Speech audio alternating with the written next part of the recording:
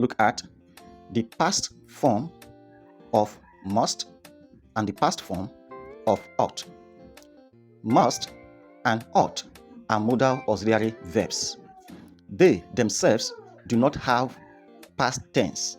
In other words, none of the other modal auxiliary verbs stand as the past tense of must and ought. So in this video, we want to look at how must and ought are expressed in past time. Okay?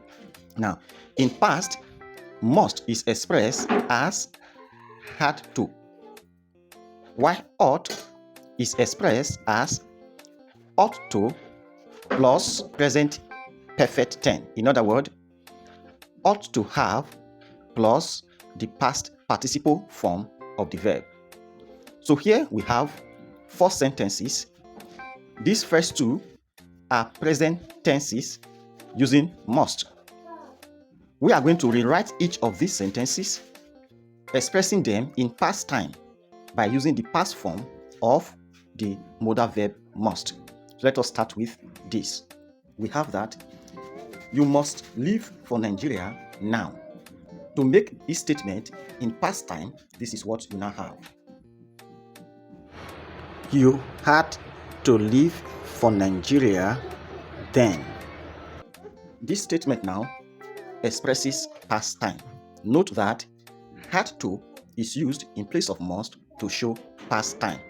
Let's look at the second sentence. We have that students must complete their assignment before deadline. In past time, it becomes students had to complete their assignments before deadline. This expression now shows past time, with had to representing must in the past time. Now, these other 2 sentences are in the present time containing ought to. We are equally going to rewrite each of these sentences in the past time using the expression that represents ought to in the past. So number 3, we have you ought to apologize for your mistakes.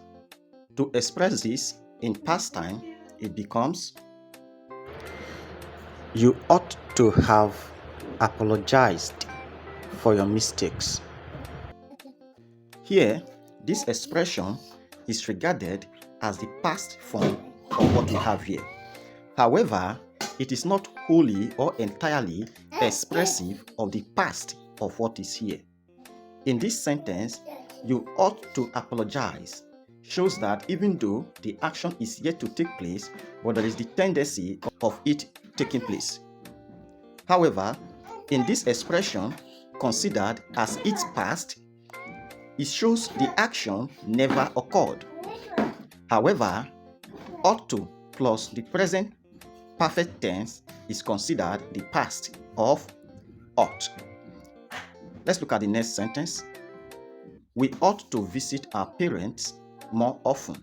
Expressed in the past time, we have we ought to have visited our parents more often. This expression now is considered the past of what we have here.